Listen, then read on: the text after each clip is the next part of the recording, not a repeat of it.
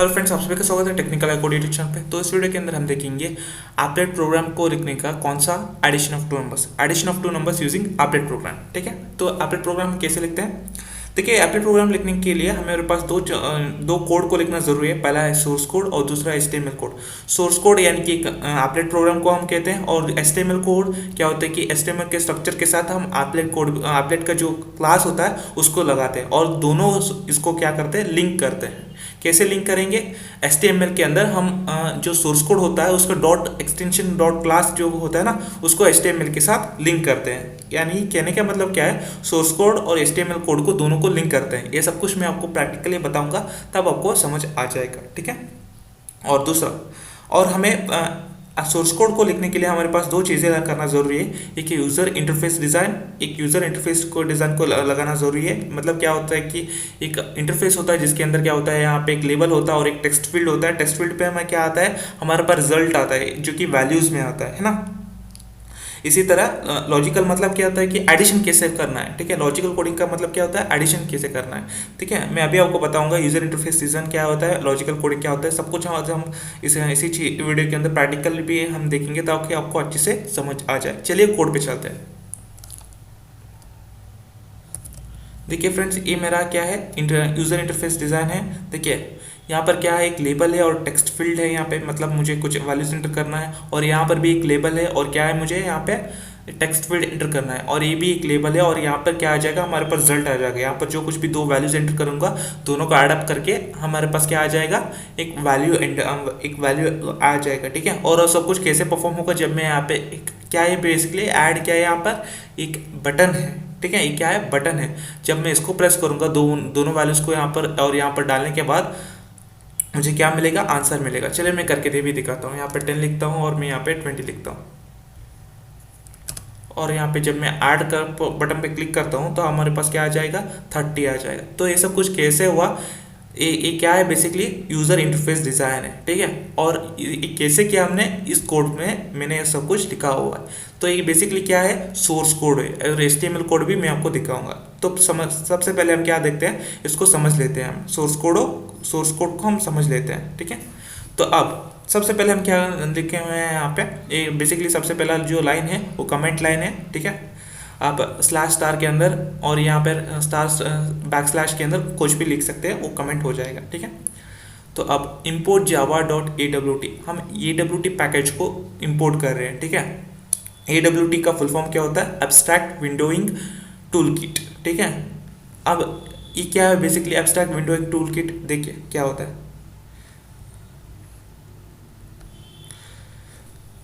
देखिए यहाँ पर क्या है, सबको ये टेक्स्ट फील्ड है, इसको क्या कहा जाता है, इसको टेक्स्ट फील्ड कहा जाता है। ये लेबल है ना।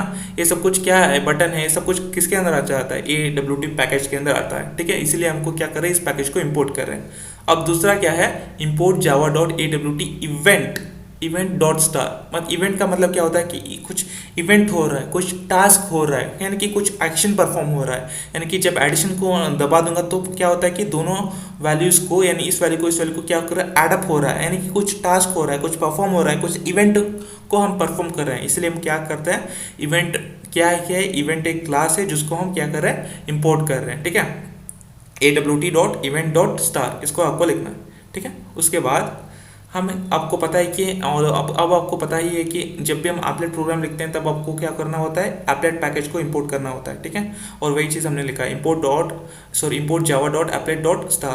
ठीक है, इस आपको हर एप्लेट प्रोग्राम में ये वाली जो इंपोर्ट पैकेज है उसको लिखना ही है। ठीक है, तो अब आगे देखते हैं, पब्लिक क्लास एप्लेट इनपुट। मैंने क्लास का नाम एप्लेट इनपुट लिखा है, आप चाहो तो कोई भी क्लास का नाम लिख सकते हो, एक्सटेंड्स एप्लेट। ठीक है, जैसे कि मैंने कहा, हमने जो कुछ भी अपने थ्रेड प्रोग्राम में हमने क्या लिखा था, पब्लिक क्लास का नाम एक्सटेंड्स थ्रेड लिखा था, वैसे ही हमें एक्सटेंड्स एप्लेट लिखना है। क्यों, क्योंकि एप्लेट एक इनबिल्ट क्लास है जावा के अंदर, हमको उसको जस्ट इंपोर्ट करना है, इनहेरिट करना है, एक्सटेंड करना है। ठीक है, इसीलिए हम क्या करते हैं, एक्सटेंड्स एप्लेट लिखते हैं, और यहाँ पर एप्लेट के लिए ए कैपिटल है। ठीक है, उसके बाद हम क्या कर रहे हैं, इम्प्लीमेंट्स एक्शन लिस्नर। ठीक है, ये देखिए एप्लेट एक क्लास है, उसके लिए इसलिए हम क्या कर रहे हैं, उसको एक्सटेंड कर रहे हैं, ठीक है। एक्शन लिसनर क्या है, एक इंटरफेस है, इसीलिए उसको क्या कर रहे हैं, इम्प्लीमेंट्स कर रहे हैं। और एक्शन लिसनर का क्या होता है कि बीच में कोई स्पेस नहीं है, ए कैपिटल है और एल कैपिटल है, ठीक है। तो अब एक्शन लिसनर हम आखिर क्या होता है, ठीक है। एक्शन लिसनर, ठीक है, क्या करता है कि ये जब भी मैं ऐड पे क्लिक करता हूँ, क्या हो रहा है, कुछ एक्शन को परफॉर्म हो रहा है ना, ठीक है। वो क्या करता है कि एक्शन को लिसन करता है, ठीक है। एक बटन पे मैंने इस बटन पे क्लिक किया तो क्या होता है, उसको क्लिक किया, उसको देखता है, सुनता है, उसके बाद क्या करता है, एक्शन को परफॉर्म करता है, ठीक है। किस लिए होता है, एक्शन को लिसन करने के लिए हम इसको इम्प्लीमेंट कर रहे हैं, ठीक है। एक्शन लिसनर, ठीक है। तो अब यहाँ पे मैंने क्या किया, क्लास शुरू हुआ है, ठीक है। अब टेक्स्ट फील्ड लिखा है, टेक्स्ट फील्ड एक क्लास का नाम है, आप समझ लीजिए। अब मैंने जैसे कि मैंने कहा, एक टेक्स्ट फील्ड AWT के अंदर होता है, ठीक है। टेक्स्ट फील्ड T1 एक एक क्या है, टेक्स्ट फील्ड T1 क्या है, एक ऑब्जेक्ट का है, किसका, टेक्स्ट फील्ड का, ठीक है। और यहाँ पे जो कि नया है टेक्स्ट फील्ड का है, और यहाँ पे मैंने क्या है किया है, 10 लिखा हुआ है। 10 का मतलब क्या होता है, देखिए 10 का मतलब होता है इसके अंदर मैं जितना वैल्यूज डाल सकता हूँ। यहाँ पे मैंने 2 डाला है, तो कितना वैल्यूज ज़्यादा से ज़्यादा डाल सकता हूँ मैं, मैक्सिमम मैक्स में 10 डाल सकता हूँ। मिनिमम 0 से शुरू होता है, ठीक है। 0 से लेके या फिर 1 से लेके क्या होता है, शुरू होता है। 1 से लेके 10 वैल्यूज तक मैं डाल सकता हूँ। इसी तरह टेक्स्ट 2 भी डाला है मैंने, ठीक है। टेक्स्ट 2 मतलब क्या होता है कि एक दूसरा टेक्स्ट, ये दूसरा टेक्स्ट, इसके अंदर कितना आना चाहिए, मैक्स 2 आना चाहिए। उसके लिए मैंने कौन सा ऑब्जेक्ट क्रिएट किया है, T2 नाम का ऑब्जेक्ट क्रिएट किया है। अब जो रिजल्ट के लिए भी हमारे पास एक टेक्स्ट फील्ड होना चाहिए, है ना, ये क्या है, बेसिकली टेक्स्ट फील्ड है। तो उसके लिए भी मैंने T3 नाम का एक ऑब्जेक्ट बनाया, उसके अंदर मैंने 10 कैरेक्टर्स आना सकते हैं, ठीक है। इसके अंदर भी 10 कैरेक्टर्स आ सकते हैं, ठीक है। अब मैंने टेक्स्ट फील्ड तो बनाया, अब इसको क्या क्या कहा जाता है, फर्स्ट नंबर, सेकंड नंबर है, और इसको लेबल्स कहा जाता है। उसके लिए भी मैंने बनाया label L1 equal to new label, ठीक है। और उसके अंदर डबल कोट्स के अंदर मैंने क्या किया है, एक स्ट्रिंग को पास किया है, यानी कि फर्स्ट नंबर। अब जो कुछ भी डबल कोट्स के अंदर लिखते हैं फर्स्ट नंबर, वो आज इट आ जाता है, ठीक है। इसी तरह मैंने लेबल का दूसरा ऑब्जेक्ट बनाया L2, और उसके अंदर मैंने पास किया सेकंड नंबर, और जो कि है सेकंड नंबर ये रहा, ठीक है। तो अब बटन को, अब लेबल L3 को भी बनाया मैंने, मतलब क्या, दोनों को ऐडअप करने के बाद एक और जो आता है लेबल को, इसके नीचे भी, इसके बाजू भी तो आना चाहिए, वो क्या है, सम, ठीक है। तो यहाँ पे मैंने 3 लेबल बनाया और 3 टेक्स्ट फील्ड बनाए हैं, ठीक है। और टेक्स्ट फील्ड कितना है, 1 2 और 3। लेबल कितना है, 1 और 2 और 3। टेक्स्ट फील्ड का ये तीसरा लेबल है, जो कि सम है। और हमें एक बटन भी तो चाहिए, जो कि यहाँ पे ऐड है, उसको मैंने क्या किया है, उसको भी एक मैंने बटन बनाया है, और उसका ऑब्जेक्ट क्या है, बी है, जो कि नया बटन का है। और उसके अंदर आप जो कुछ भी लिखेंगे वो यहाँ पे आ जाएगा। मैंने ऐड लिखा है, इसलिए यहाँ पे ऐड दिखा रहा है, ठीक है। अब आपको बात समझ आई, ठीक है। थोड़ा सा आगे देखते हैं अब, ओके। अब क्या देखिए, अब मैंने क्या किया है, अब मैंने क्या लिखा है, पब्लिक वॉइड इनिट। हम इनिट मेथड को हमने एप्लेट लाइफ साइकिल के अंदर देखा था कि इनिट मेथड आखिर होता क्या है। इनिट मेथड कहाँ पर होता है, बॉर्न स्टेट के अंदर होता है, एप्लेट लाइफ साइकिल के अंदर। जब भी एप्लेट का प्रोग्राम रन होता है तो इनिट मेथड ऑटोमेटिकली कॉल हो जाता है, ऑटोमेटिकली इन्वोक हो जाता है, ठीक है। तो सबसे पहले हमने क्या किया है, सबसे पहले हमने ऐड L1 लिखा है, ठीक है। L1 क्या है, लेबल का ऑब्जेक्ट है, ठीक है। तो क्या है, फर्स्ट नंबर सबसे पहले क्या आ जाएगा, L1 आ जाएगा। तो फर्स्ट क्या आया है यहाँ पर, फर्स्ट इज L1 के अंदर क्या है, फर्स्ट नंबर है, तो फर्स्ट नंबर आ गया है, ठीक है। उसके बाद ऐड T1 लिखा है। T1 के अंदर क्या है, बेसिकली T1 के अंदर क्या है, टेक्स्ट फील्ड है, ठीक है, फर्स्ट टेक्स्ट फील्ड है, ठीक है। और वही आपको दिखा रहा है, जो कि फर्स्ट टेक्स्ट फील्ड है, ठीक है। उसके बाद क्या है, ऐड L2 है, ठीक है। L2 क्या है, लेबल है, और सेकंड लेबल है, सेकंड नंबर है, और उसके बाद सेकंड नंबर है, ठीक है। और उसके बाद ऐड T2 है। T2 मतलब क्या हुआ, टेक्स्ट फील्ड है, और यहाँ पे देखिए क्या है, टेक्स्ट फील्ड है, ठीक है। उसके बाद ऐड L3 है, यानी कि लेबल 3 है, जो कि सम है। और उसके बाद क्या है, ऐड T3 है, मतलब T3 मतलब क्या है, टेक्स्ट फील्ड है, और ये क्या है, टेक्स्ट फील्ड है। उसके बाद मैंने क्या किया, ऐड B लिखा है। B मतलब क्या है, एक बटन है, ठीक है। बटन का आपको दिख के रहा है कि क्या है, बेसिकली ऐड एक बटन है, ठीक है। यहाँ तक आपको बात समझ में है। देखिए यहाँ पर मैंने क्या है कि ऊपर नीचे करके नहीं लिखा है, ठीक है। और आपको दिख रहा होगा कि यहाँ पर क्या है, जो ये टेक्स्ट फील्ड है जो कि सम का वो नीचे आ रहा है। देखिए बेसिकली ये क्या है, क्रोम पे मैंने इसको किया है ना, तो बेसिकली नीचे इसलिए दिखा रहा है क्योंकि मिनिमाइज है। जब मैं इसको मैक्सिमाइज करूँगा तो ये सारे के सारे स्ट्रेट लाइन पे आ जाएंगे। देखिए ये क्या क्या है, सारे के सारे स्ट्रेट लाइन पे आए। जब मैं इसे मिनिमाइज किया था तब क्या होता है, एक नीचे आया था, लेकिन जब मैं इसको मैक्सिमाइज करूँगा तो क्या होता है, बेसिकली सब कुछ स्ट्रेट लाइन में आया था, ठीक है। मैंने यहाँ पे कोई भी स्पेस या फिर कुछ भी सब कुछ नहीं किया, तो ये सारे के सारे क्या है, one by one straight line पे आ गए हैं, ठीक है। यहाँ तक आपको ठीक है। तो अब मैंने यहाँ पे एक इंपॉर्टेंट लाइन लिखा हुआ है, इसको ध्यान से देखना है। बी डॉट, यानी कि बी के अंदर क्या है, बटन है। B dot add action listener of this, ठीक है। एक्शन को लिसन करना है, ठीक है। Add action listener of this, इसको आपको डालना ज़रूरी है। बस आपको इतना समझ लीजिए कि ये आखिर करता क्या है। जो कुछ भी उसके अंदर ऐड बटन है ना, उस पर क्लिक करना है या फिर कोई भी डबल क्लिक करना है, कुछ भी करना है, ठीक है। उस एक्शन को लिसन करना है, ठीक है। सेम चीज़ मैंने यहाँ पे लिखा है, जो कि B I dot add action listener of this. इसको मतलब क्या होता है कि कुछ एक्शन को लिसन करना है, ताकि उस जो लिसन किया है उसके अकॉर्डिंग को टास्क को हमने परफॉर्म करना है। कहाँ पे करना है, बी के अंदर, यानी कि बी बटन पे क्लिक करने के बाद कुछ अगर कुछ एक्शन को लिसन हुआ तो कुछ हमें परफॉर्म करना है, ठीक है। इतना आपको समझ करना है।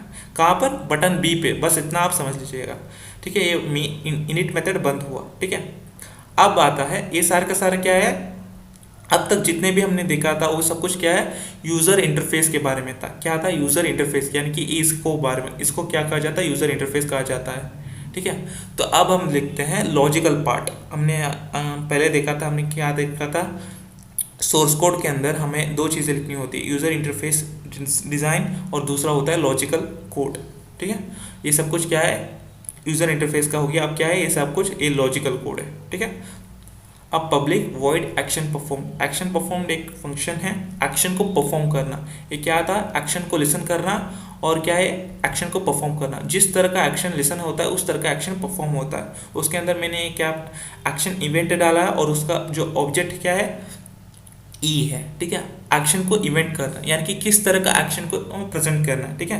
यानी कि किस तरह का एक्शन को इवेंट करना, किस तरह का एक्शन को परफॉर्म करना, ठीक है। यानी कि उसके बाद मैंने ऑब्जेक्ट पे क्या किया, ई लिखा है। तो ई के बेसिकली क्या करता है, मतलब क्या क्या किया है तुमने इस बटन पे, ठीक है। बटन पे बी पे क्या किया है, बेसिकली कौन सा एक्शन परफॉर्म करना है। मतलब क्या है कि एक बार क्लिक किया माउस पे लेफ्ट, या फिर दो बार क्लिक किया, फिर राइट क्लिक किया, मतलब कौन सा एक्शन परफॉर्म हुआ, ठीक है। ये सब कुछ क्या देखता है, ऑब्जेक्ट देखता है, ठीक है। बस आप इतना समझ लीजिए कि ये एक्शन लिसनर है, उसको अकॉर्डिंग देख के ये एक्शन परफॉर्म करता है। एक्शन इवेंट कौन सा परफॉर्म करता है, मतलब यही बता रहा है कि ई मतलब क्या होता है कि कौन सा एक्शन परफॉर्म करना है। जैसे कि राइट क्लिक हो गया, लेफ्ट क्लिक हो गया, डबल क्लिक हो गया, है ना। ऐसे बहुत सारी चीज़ें होती है। तो अब इसके अंदर मैंने एक कंडीशन लगाया है, ई डॉट, इस ऑब्जेक्ट को ई डॉट गेट सोर्स, यानी कि जो कुछ भी एक्शन को परफॉर्म कर रहे हैं, इसलिए क्या कर रहे हैं, गेट कर रहे हैं, रिसीव कर रहे हैं, देख रहे हैं, ठीक है, इक्वल टू बी। यानी कि देखिए जो कुछ भी यहाँ पे एक्शन को लिया है उसको हम गेट कर रहे हैं, और कहाँ पर हो रहा है, बी पे हुआ है क्या, मतलब बी पे, यानी क्या है, बी बेसिकली क्या है, बटन है, ये हमको पता है। यहाँ पे बटन का क्या है, बी ऑब्जेक्ट लिया हमने, है कि नहीं। और इसी को बी को अंदर अंदर हमने ऐड एक्शन परफॉर्म कर रहे हैं कि बी पे क्लिक करने के बाद ही क्या हो, एक्शन परफॉर्म हो, ठीक है। इसलिए मैंने लिखा है E dot get source equal to B. Get source का मतलब क्या होता है कि कुछ हम जो कुछ भी एक्शन परफॉर्म हो रहा है वो बी पर ही हो रहा है, क्या बी पर ही हो रहा है। अगर मैं इंटरफेस दिखाऊं तो यहाँ पे वैल्यूज दोनों डालता हूँ, और जब मैं क्लिक करता हूँ तभी तो एक्शन परफॉर्म हो रहा है, तभी तो दोनों वैल्यूज एडअप हो रहे हैं, है ना। तो जो कुछ भी एक्शन हो रहा है, गेट सोर्स यानी एक्शन लेना, ठीक है। यानी कि कुछ परफॉर्म हो रहा है, जो कुछ भी काम पर हो रहा है बी पर ही हो रहा है। क्या बी पर ही हो रहा है, बटन पे ही हो रहा है, जी हाँ बिल्कुल हो रहा है। अगर हो रहा है तो ये लॉजिक अप्लाई है, ठीक है। मैंने यही लॉजिक लिखा है। T1 डॉट गेट टेक्स्ट, यानी कि T1 क्या है, टेक्स्ट फील्ड है, उसके अंदर गेट टेक्स्ट यानी कि जो कुछ भी हमने टेक्स्ट लिखा वो वाला, और कौन से टाइप में कन्वर्ट हो, इंटीजर में टाइप हो, और कहाँ पे स्टोर हो, इंटीजर के n1 वेरिएबल के अंदर जाके स्टोर हो, ठीक है। यानी कि T1 एक ऑब्जेक्ट है, किसका, टेक्स्ट फील्ड का ऑब्जेक्ट है, जो कुछ भी उसके अंदर टेक्स्ट है उसको ले लिया जाए और उसको इंटीजर फॉर्म में कन्वर्ट किया जाए और N1 के अंदर जाके स्टोर हो। इसी तरह same as it is T2 text field का जो टेक्स्ट है उसको ले लिया जाए और उसको इंटीजर में कन्वर्ट किया जाए और N2 के अंदर क्या है भेज दिया जाए। ठीक है, तो मतलब क्या आ रहा है, टेक्स्ट फील्ड के अंदर जो कुछ भी आप वैल्यूज़ डाला जा रहे हैं उसको ले लिया जाए और उसको इंटीजर में कन्वर्ट किया जाए और उसको N1 और N2 के अंदर जाके स्टोर किया जाए। ठीक है, तो अब मैं क्या कर रहा हूँ, उन दोनों को ऐड अप कर रहा हूँ, N1 प्लस N2। ठीक है, T3 डॉट सेट टेक्स्ट, यहाँ पर क्या किया जा रहा है, ले लिया जा रहा है। गेट टेक्स्ट को मतलब क्या होता है, लेना, और सेट टेक्स्ट का मतलब होता है देना, है ना। सेट टेक्स्ट और डबल कोड के अंदर एक स्पेस है प्लस N1 प्लस N2। ठीक है, ये क्या है, एक फॉर्मेट है, आपको ऐसा ही लिखना ज़रूरी है। ठीक है, ऐसा लिखे तो बेहतर है। ठीक है, तो हम क्या करें, सेट करें कहाँ पर, टेक्स्ट T3 पे, यानी कि इस वाले टेक्स्ट पे हमें क्या आना चाहिए, आउटपुट आना चाहिए N1 प्लस N2। आपको ऐसे फॉर्मेट लिखना है। ठीक है, ये इफ कंडीशन का बंद हुआ, ये पब्लिक का बंद हुआ और ये इनिट तो ऑलरेडी बंद हो चुका है, ये क्लास का ये बंद हुआ। ठीक है, इतना आपको समझ आ गया। ये क्या है, बेसिकली सारा का सारा एक सोर्स कोड है। तो अब हम देखेंगे अब हम क्या देखेंगे, HTML का कोड हम देखेंगे। ठीक है, ये भी इंपॉर्टेंट है। देखिए, ये बेसिकली HTML मैंने लिखा और HTML ये बंद हुआ। ऑलरेडी मैंने आपको एक HTML का जो स्ट्रक्चर है मैंने ऑलरेडी एक्सप्लेन कर लिया है। मैंने इसे फिलहाल के लिए फटाफट ऊपर से एक्सप्लेन करता हूँ। HTML यहाँ पर लेस देन है और यहाँ पर ग्रेटर देन है। लेस देन और ग्रेटर देन के बीच में जो कुछ भी हम लिखते हैं उसको क्या कहा जाता है, उसको टैग कहा जाता है। ठीक है, तो अब यहाँ पे देखिए, अब यहाँ पे same as it is HTML क्या है, एक टैग है। तो अब लेस देन और यहाँ पे बैकस्लैश है और यहाँ पे ग्रेटर देन है और उसके बीच में क्या है, HTML है। बस आपको यहाँ पे डिफरेंस क्या है, यहाँ पे बैकस्लैश है और यहाँ पे बैकस्लैश नहीं है। तो ये क्या हो गया है, ये ओपनिंग टैग हो गया और एक क्या है, क्लोजिंग टैग हो गया। ठीक है, तो अब इसके HTML के ओपनिंग टैग और HTML को क्लोजिंग टैग के बीच में जो कुछ भी है, ये सब कुछ क्या है, ये HTML है। HTML का ओपनिंग टैग और HTML का क्लोजिंग टैग के बीच में जो कुछ भी है HTML टैग है। ठीक है, और ये हेड सेक्शन हो गया है। हेड सेक्शन क्या है, हेड सेक्शन इसलिए लिखते हैं हम ताकि हम ब्राउज़र को क्या कर सकते हैं, इंस्ट्रक्ट करने के लिए हम इसको हेड टैग को यूज़ करते हैं। ठीक है, ये हैश टैग ओपन हुआ और हैश टैग क्लोज हुआ, सेम एज इट इज़ जैसे हमने HTML टैग लिखा था लेस देन और ग्रेटर देन। ये क्या है, हेड टैग है और इसके बीच में सेम एज इट इज़ लिखेंगे, बस बैकस्लैश लगा देंगे तो ये क्या हो गया, हेड का क्लोजिंग टैग हो गया। ठीक है, तो इसके भी हेड टैग के बीच में अंदर जो कुछ भी हम लिखते हैं वो क्या है, वो ब्राउज़र को इंस्ट्रक्ट करने के लिए, मतलब तुम इस तरह से दिखाना, तुम उस तरह से दिखाना, ऐसे दिखाना, हम ब्राउज़र को इंस्ट्रक्ट करते हैं। ठीक है, इसलिए जो वो क्या है, कहाँ पर लिखते हैं, हेड टैग के अंदर देखते हैं। देखिए मैंने इसके अंदर क्या लिखा है, टाइटल लिखा है। ठीक है, टाइटल क्या लिखा है मैंने, welcome to the Java applet. ठीक है, welcome to the Java applet लिखा है। तो यहाँ पर क्या कहाँ पर आया है, welcome to the Java applet. ठीक है, ठीक है, मैंने बस क्या यहाँ पे क्या है, बेसिकली एक क्या है, इसको एक बार सेव करता हूँ। Okay, welcome to the Java applet एक टाइटल है। मैं आपको आप चाहो तो लिख भी सकते हैं फिर नहीं भी लिख सकते, लेकिन मेन क्या है, ये एप्लेट कोड है जो कि मैं अभी बताऊँगा। ठीक है, बॉडी है, बॉडी के अंदर आप जो कुछ भी आप लिखते हैं वो एज इट इज प्रिंट होता है आउटपुट स्क्रीन पे। ठीक है, यहाँ पे बॉडी है और यहाँ पे क्या है, backslash body, same as it is tag. ठीक है, और यहाँ पे सेंटर एक टैग है, आप चाहो तो इसको लिख भी सकते हैं या फिर नहीं भी लिख सकते हो। और ये क्या है, H1 क्या है, एक हेडर आप कह सकते हो, यानी कि एक आप कह सकते हो ना, एक फॉर्मेट होता है कि फॉन्ट होता है ना। जैसे कि आप देखिए, अगर आप इसको बोल्ड इटैलिक बैक करेंगे तो क्या होता है कि अगर कोई दूसरा फॉर्मेट आप पे लिखेंगे तो क्या होता है कि वो थोड़ा सा बोल्ड में लिखता है, थोड़ा सा बड़ा वाला लिखता है ना। सेम यही चीज़ H1 में भी है, H1 H2 H3 H4 इसी तरह H7 तक है। वेलकम टू द एप्लेट वही है। ठीक है, ठीक है, अब आगे देखते हैं। अब मेन चीज़ आता है BR, मतलब देखिए ज़रूरी नहीं है कि हर टैग का ओपनिंग टैग और क्लोजिंग टैग भी हो। कुछ ऐसे टैग्स भी हैं जिसका कोई क्लोजिंग टैग नहीं है, जैसे कि बॉडी टैग का ही क्लोजिंग टैग है, इसी तरह HTML का ये क्लोजिंग टैग है। ज़रूरी नहीं है कि BR टैग का भी एक क्लोजिंग टैग हो। देखिए BR टैग इसलिए यूज़ करते हैं ताकि एक लाइन का गैप हो, जैसे कि स्लैशन होता है या फिर system dot out dot print LN होता है ना, LN का मतलब होता है नेक्स्ट लाइन, इसी तरह BR का मतलब होता है HTML के अंदर नेक्स्ट लाइन पे। ठीक है, अब जरूरी ये देखिए एप्लेट कोड, यहाँ पर क्या लिखा है मैंने, एप्लेट इनपुट डॉट क्लास। देखिए जो एप्लेट कोड क्या है, एप्लेट इनपुट क्या है, बेसिकली एक हमारा एप्लेट प्रोग्राम का क्लास का नाम है और उसका डॉट क्लास हमने इसलिए डॉट क्लास हमें यहाँ पर डालना होता है, ठीक है। डॉट क्लास क्या है, एक लगाना होता है, ठीक है। डॉट जावा नहीं बल्कि डॉट क्लास लगाना होता है। डॉट क्लास क्या है, या बाइट कोड भी आप कह सकते हो, ठीक है। डॉट क्लास लगाना है। उसके बाद हाइट को हम लगाना है, हाइट को 400 पिक्सल पे सेट करते हैं, विड्थ को 400 पिक्सल पे सेट करते हैं। आप चाहो तो पिक्सल्स को आप अपने हिसाब से एडजस्ट कर सकते हैं, ठीक है। ये बंद हुआ एप्लेट कोड और ये एप्लेट का क्लोजिंग टैग बंद हुआ, ठीक है। तो ये बॉडी बंद हुआ और ये HTML बंद हुआ, ठीक है। तो मैं फिर से बता रहा हूँ, HTML के अंदर जो कुछ भी लिखते हो HTML होता है, और हेड टैग के अंदर जो कुछ भी लिखते हो ब्राउज़र को इंस्ट्रक्ट करने के लिए, और बॉडी के अंदर जो कुछ भी लिखते हो वो एज इट इज़ प्रिंट हो जाता है, ठीक है। तो उसके अंदर हमने मेन चीज़ यही लिखना है बॉडी के अंदर, जो कि applet code applet input dot class, जो कुछ भी क्लास का नाम है उसके साथ डॉट क्लास लिखते हैं, और हाइट को हम पिक्सल से सेट करते हैं। मैंने यहाँ पे 400 पिक्सल लिखा है, विड्थ को भी हमने 400 पिक्सल लिखा है, और एप्लेट को क्लोज किया है, ठीक है। तो अब मेन चीज़ आती है, देखो आपको इन दोनों को क्या करना है, इन दोनों फाइलों को एक ही फोल्डर के अंदर सेव करना है। मैंने इसको बिन फोल्डर के अंदर सेव किया है, ठीक है। मैं आपको बताता हूँ बिन फोल्डर आखिर होता क्या। अब मैंने इस प्रोग्राम को क्या किया, ऑलरेडी लिखा हुआ है, इसको यहाँ पे फाइल पे क्लिक किया, सेव एज पे क्लिक किया, तो रहने दीजिए, मैं आपको यहाँ पर ही दिखा देता हूँ कहाँ पर सेव करना है आपको। नहीं यहीं पर ही दिखा देता हूँ ताकि आप कंफ्यूज ना हो बाद में, ठीक है। मैंने यहाँ पे फाइल एज पे सेव एज पे क्लिक किया, ठीक है। उसके बाद मैं सबसे पहले माई PC पे जाऊँगा, ओके। उसके बाद तो सबसे पहले मैं C ड्राइव पे जाऊँगा, क्योंकि अगर आपने JDK के इंस्टॉल करते वक्त आपने कुछ भी अगर चेंजेस नहीं किया है तो बाय डिफ़ॉल्ट वो JDK आपका C ड्राइव के अंदर ही जाके सेव होता है, ठीक है।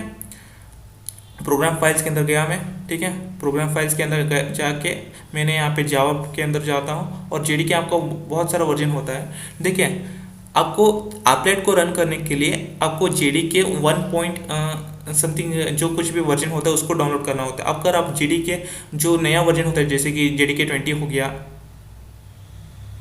जैसे कि JDK 20 हो गया, या फिर कोई JDK 19 हो गया, 18 हो गया, 17 हो गया, ऐसे वर्जन्स पे एप्लेट शायद रन नहीं करता। तो बेहतर यही है आपको JDK का एक ओल्डर वर्जन डाउनलोड करना है, ताकि वहाँ पे आपको एप्लेट प्रोग्राम इजीली रन हो सके। मैंने यहाँ पे JDK का लोअर वर्जन डाउनलोड किया है, जिसका नाम है JDK 1.8.0, ठीक है। इसको आपको डाउनलोड करना है, ठीक है। मैंने यहाँ पे उस पर क्लिक किया और यहाँ पे बिन पे क्लिक किया, ठीक है। और यहाँ पे आपको क्लास का नाम देना है, जो कुछ भी अपने क्लास का नाम लिखा हुआ है उसके साथ डॉट जावा करना है, और उसके बाद ऑल फाइल्स पे सेट करना है, और उसको यहाँ पे सेव पे क्लिक करना है। क्या करना है, सेव पे क्लिक करना है। मैंने इसको ऑलरेडी सेव करके रखा है, ठीक है। तो ये हो गया एप्लेट का, आपने सेव किया। तो अब इसी तरह जो आपने HTML का लिखा है ना, जो HTML का कोड लिखा है, तो सेम एज इट इज़ आपको इसको भी आपको वही उसी फोल्डर के अंदर सेव करना है।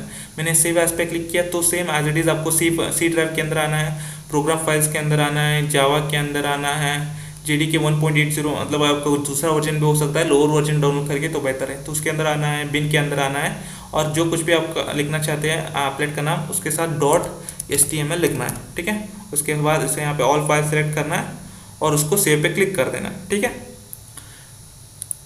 अब देखिए, अब मैं आपको रन करके दिखाता हूँ। अब मैं सबसे पहले इसको, आप कमांड प्रॉम्प्ट पर क्या करेंगे, बेसिकली जब भी आप कमांड प्रॉम्प्ट खोले या फिर नोटपैड खोले, कोड लिखने के लिए राइट क्लिक करें, रन एज एडमिनिस्ट्रेशन पे क्लिक करें, और जो कुछ भी आपको विंडो आता है उस पर एस पे क्लिक करें। जब भी आप नोटपैड पे प्रोग्राम लिखते हैं या फिर कमांड प्रॉम्प्ट ओपन करते हैं उसको रन करने के लिए, आप ऐसा ही करें, रन एज एडमिनिस्ट्रेशन करके ही करें, ठीक है। तो आप सबसे पहले मैं यहाँ पे देख लेता हूँ। देखिए, कमांड प्रॉम्प्ट ओपन करने के उसको बिन के अंदर जाने का 2 तरीका है, ठीक है। मैं आपको दोनों तरीका ही बता देता हूँ, ठीक है। या फिर आप कह सकते हो 2 या फिर 3 तरीका है, मैं आपको 2 तरीका भी बता देता हूँ। पहला तरीका यह है, आपको सबसे पहले डायरेक्टली आप यहाँ पे जा सकते हैं फाइल मैनेजर के अंदर, ठीक है। आप फाइल मैनेजर के अंदर जाके यहाँ पे सी ड्राइव के अंदर जाके प्रोग्राम फाइल्स के अंदर जाके यहाँ पे जावा के अंदर जाके फटाफट आपको हो जाता है। JDK 1.8 के अंदर जाके यहाँ पे बिन के अंदर क्लिक करेंगे तो आपको यहाँ पे CMD दबाते ही क्या हो जाता है, एंटर के दबाते आपको डायरेक्ट यहाँ पे पाथ क्या आता है, पाथ के हिसाब से आपने कहाँ पर क्या है, बिन के अंदर क्या है ना, डायरेक्टली यहाँ पर बिन के अंदर आपका CMD ओपन हो जाता है। ठीक है, अगर आप ऐसा नहीं करते तो आप ऐसा करते हैं, CMD यहाँ पर खोलते हैं तो क्या होता है, आपको फिर से यहाँ पे सब कुछ टाइप करना पड़ता है। ठीक है, मतलब क्या होता है, सबसे पहले C ड्राइव के अंदर, प्रोग्राम फाइल्स के अंदर, जावा के अंदर, JDK के अंदर, बिन के अंदर ऐसा जाना पड़ता है। ठीक है, मैं ये भी करके दिखाता हूँ। अब CD/ दबाने से मैं क्या करता हूँ, होम पेज से C ड्राइव के अंदर मैं पहुँच गया हूँ। अब C ड्राइव के अंदर मुझे पता है कि प्रोग्राम फाइल्स के अंदर जाना है मुझे, प्रोग्राम फाइल्स। अब उसके बाद मुझे जावा फोल्डर के अंदर जाना है। उसके बाद मुझे JDK का वर्जन नहीं पता, तो इसीलिए मुझे क्या करना है, dir दबा देता हूँ। dir दबा मतलब क्या होता है, जावा फोल्डर के अंदर जितने भी फोल्डर्स होते हैं वो डायरेक्टरीज हमें मिल जाते हैं। ठीक है, मुझे कौन से डायरेक्टरी के अंदर जाना है, JDK 1.80 इसके अंदर मुझे जाना है। इसके लिए CD JDK 1.8.0_144। ओके, मैंने कुछ गलत दबा दिया। ठीक है, अब सही है। अब मैं JDK के अंदर जाहिर सी बात है बिन डायरेक्टरी की ही है। ठीक है, बिन के अंदर मैंने चला गया, CD बिन। अब क्या है, बिन के अंदर मेरा क्या है, ये वाला जो कुछ भी मैंने प्रोग्राम लिखा हुआ है उसके ये प्रोग्राम मैंने बिन के अंदर सेव किया है। सही है, तो अब मुझे कंपाइल करना है इस फाइल को। तो compile same as it is है जो अब तक हमने एप्लीकेशन प्रोग्राम लिखते थे, javac applet input dot Java. जो कुछ भी आपने यहाँ पे प्रोग्राम सेव किया है उसी नाम से आप जावा सी एप्लेट इनपुट डॉट जावा करके कर दीजिएगा, आपका सक्सेसफुली कंपाइल हो जाएगा अगर कोई भी एरर नहीं है।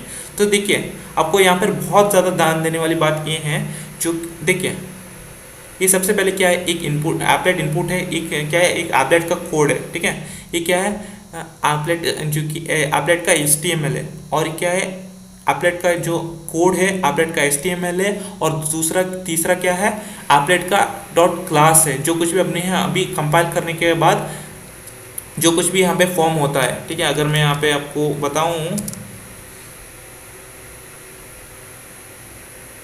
देखिए यहाँ पर क्या है, जब भी आप इस फाइल को क्या करते हैं, कंपाइल करते हैं, तब आपको एक ऑटोमेटिकली एक क्लास क्रिएट हो जाता है जिसका नाम है dot class, applet input dot class. आपने सिर्फ क्या किया था, एप्लेट डॉट जावा करके ही सेव किया था, लेकिन ना हमारे पास एप्लेट डॉट क्लास भी एक ऑटोमेटिकली फाइल जनरेट हो जाता है जब आप इस फाइल को कंपाइल करते हैं। ठीक है, तो आपको ध्यान ये रखना है, आपको पास तीनों क्लास यानी कि एप्लेट इनपुट डॉट जावा, एप्लेट इनपुट डॉट क्लास और एप्लेट इनपुट डॉट HTML, ये तीनों के तीनों क्लास एक ही फोल्डर के अंदर होना चाहिए। और हमारे पास ये तीनों के तीनों बिन डायरेक्टरी के फोल्डर के अंदर है, इसलिए हम इसको रन कर सकते हैं। आपको ये बात ध्यान में रखनी है। ठीक है, तो अब में क्या करना है, अब इसको रन करना है। कैसे रन करना है, एप्लेट, जैसा कि मैंने कहा, ये जो डॉट क्लास आया है, क्या है, जो एप्लेट इनपुट डॉट क्लास आया है उसको हमने कहाँ, जो कंपाइल करने के बाद हमें मिला, उसको हमने कहाँ पे लिंक किया हुआ है, एप्लेट प्रोग्राम, एप्लेट हमारा जो प्रोग्राम है उसको हमने यहाँ पे क्या किया है, लिंक किया हुआ है। ठीक है, जो हमने कंपाइल करते वक्त है ना, ये क्या है बेसिकली, इस वाले को एप्लेट इनपुट डॉट क्लास जो हमने यहाँ पे इसको कंपाइल करने के बाद हमारा जो इसको जब हमने कंपाइल किया तब हमें डॉट क्लास मिला ना, और इस जो हमने कंपाइल करने के बाद जो हमें क्लास मिला उस क्लास को हमने एप्लेट प्रोग्राम के अंदर यहाँ पर क्या किया, लिंक किया हुआ है। ठीक है, इसी तरह हमारे पास जो क्या हुआ, एप्लेट का जो कोड है और HTML का जो कोड है वो दोनों क्या हो गए, लिंक हो गए। ठीक है, तो अब मुझे क्या करना है, इसको रन करना है। किसको, एप्लेट कोड को। कैसे रन करेंगे,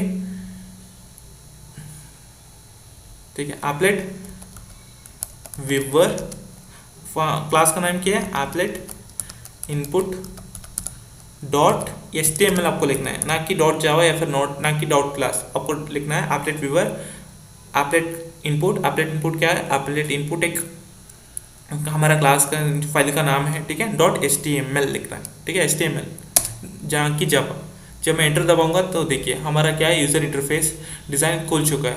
तो यहाँ पे मैं अब यहाँ पे क्या करता हूँ, नंबर दबाता हूँ 10, यहाँ पे 100 दबाता हूँ, नहीं 200 तो सबसे पहले मैं यहाँ पे कोई दूसरा नंबर देता हूँ, 1000 दबाता हूँ, यहाँ पर भी मैं 1000 दबाता हूँ, ठीक है, और यहाँ पे क्या करता हूँ, एडअप करता हूँ, तो 2000 आ गया, ठीक है, मतलब हमारा सक्सेसफुल रन हो रहा है। तो यहाँ पे कोई और नंबर देता हूँ मैं, 25 देता हूँ